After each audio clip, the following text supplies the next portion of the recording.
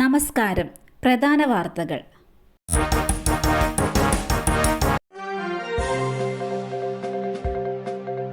അവകാശങ്ങൾക്കായി സമരം ചെയ്യുന്ന ആശാ വർക്കേഴ്സിന് ഐക്യദാർഢ്യവുമായി നടിമാരായ റീമ കല്ലിങ്കലും ദിവ്യപ്രഭയും. അവകാശങ്ങൾക്കായി പൊരുതുന്ന സ്ത്രീകൾക്കൊപ്പമെന്ന് റീമ കല്ലിങ്കൽ ഇൻസ്റ്റഗ്രാമിൽ കുറിച്ചു. നാളെ നടക്കുന്ന വനിതാ സംഗമത്തിന്റെ പോസ്റ്റർ ഫേസ്ബുക്കിൽ പങ്കുവച്ചുകൊണ്ടാണ് റീമ നിലപാട് വ്യക്തമാക്കിയത്. സമരം ചെയ്യുന്ന ആശാപ്രവർത്തകർക്ക് പിന്തുണയുമായി നടി ദിവ്യപ്രഭയും രംഗത്തെത്തി. അന്താരാഷ്ട്ര വനിതാ ദിനത്തോടനുബന്ധിച്ച് സ്റ്റാൻഡ് വിത്ത് ആശാ വർക്കേഴ്സ് എന്ന വാചകത്തോടു കൂടിയ പോസ്റ്ററിനൊപ്പം കുറച്ചുകൂടി ചേർത്താണ് താരം ഇൻസ്റ്റഗ്രാമിൽ പിന്തുണ പങ്കുവച്ചിരിക്കുന്നത്. നിസ്വാർത്ഥമായി തൊഴിൽ ചെയ്യുന്ന ആശമാർക്ക് അർഹമായ ശമ്പളം ലഭിക്കണമെന്ന് നടി ദിവ്യപ്രഭ പറഞ്ഞു.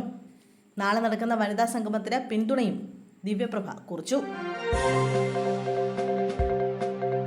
കിണറ്റിൽ വീണ 10 വയസ്സുകാരന് ദാരുണാന്ത്യം.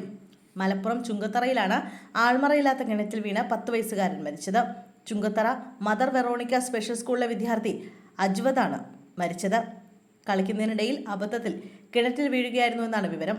ഇന്ന് വൈകിട്ടോടെയാണ് സംഭവം. മൃതദേഹം നിലമ്പൂർ ജില്ലാ ആശുപത്രി മോർച്ചറിയിലേക്ക് മാറ്റി. കൊച്ചി വിമാനത്താവളത്തിൽ കഞ്ചാവുമായി 2 വനിതകൾ പിടിയിൽ. മുംബൈ സ്വദേശിനികളായ സബ റാഷിദ്, ഷാജിയ അമർ ഹംസ എന്നിവരെയാണ് നെടുമ്പാശ്ശേരി വിമാനത്താവളത്തിൽ ഹൈബ്രിഡ് കഞ്ചാവുമായി കസ്റ്റംസ് പിടികൂടിയത്. സബായുടെ പക്കൽ നിന്നും 754 ഗ്രാമും ഷാജിയുടെ പക്കൽ നിന്ന് 750 ഗ്രാം കഞ്ചാവുമാണ് കണ്ടെടുത്തത്. ബാങ്കോക്കിൽ നിന്നുമാണ് ഇവർ നെടുമ്പാശ്ശേരിയിലെത്തിയത്. തുടർന്ന് ഇവരുടെ പെരുമാറ്റത്തിൽ സംശയം തോന്നിയ കസ്റ്റംസ് വിശദമായി പരിശോധിക്കുകയായിരുന്നു.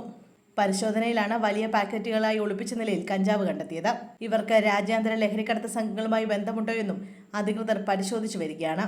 ഇന്ന് വൈകിട്ടോടെയാണ് ഇവർ പിടിയിലായത്. കൊല്ലത്ത് CPF സംസ്ഥാന സമ്മേളനത്തിൽ ദൃശ്യാവിഷ്കാര പരിപാടിക്കെത്തിയാൽ തൂങ്ങി മരിച്ച നിലയിൽ. കണ്ണൂർ പയ്യന്നൂർ സ്വദേശി M മധുസൂദനാണ് കൊല്ലത്ത് താമസിച്ചിരുന്ന ഹോട്ടൽ മുറിയിൽ തൂങ്ങി മരിച്ച നിലയിൽ കണ്ടെത്തിയത്. പ്രമോദ് പയ്യന്നൂർ ഒരുക്കുന്ന ദൃശ്യാവിഷ്കാരത്തിലെ EK നായനാരുടെ വേഷം ചെയ്യാനാണ് കൊല്ലത്തെത്തിയത്. പരിശീലനത്തിന് വേണ്ടി സംഘാംഗങ്ങൾ ബന്ധപ്പെട്ടെങ്കിലും പ്രതികരണം ഉണ്ടായില്ല. തുടർന്ന് നടത്തിയ പരിശോധനയിലാണ് വൈകിട്ട് ഹോട്ടൽ മുറിയിൽ മൃതദേഹം കണ്ടെത്തിയത്. ആത്മഹത്യയുടെ കാരണം വ്യക്തമല്ല. ഒടുവിൽ വഴങ്ങി ഗവർണർ. സർവകലാശാല നിയമ ഭേദഗതി 2ാം ബില്ലിന് ഗവർണർ മുൻകൂർ അനുമതി നൽകി. കുസാറ്റ് KTU മലയാളം സർവകലാശാല നിയമ ഭേദഗതി ബില്ലിനാണ് നിയമസഭയിൽ അവതരിപ്പിക്കാൻ മുൻകൂർ അനുമതി നൽകിയത്. നേരത്തെ ഗവർണർ മുൻകൂർ അനുമതി നൽകാത്തതിനെ തുടർന്ന് ഈ ബില്ലിന്റെ അവതരണം സർക്കാർ മാറ്റിവെച്ചിരുന്നു. കഴിഞ്ഞ ദിവസം നിയമമന്ത്രി രാജ്ഭവനിലെത്തി ഗവർണർക്ക് വിശദീകരണം നൽകിയിരുന്നു. ഇതിന് പിന്നാലെയാണ് ഗവർണർ 2ാം ബില്ലിന് അനുമതി നൽകിയത്. ഈ മാസം 20-നായിരിക്കും ഈ ബിൽ നിയമസഭയിൽ അവതരിപ്പിക്കുക.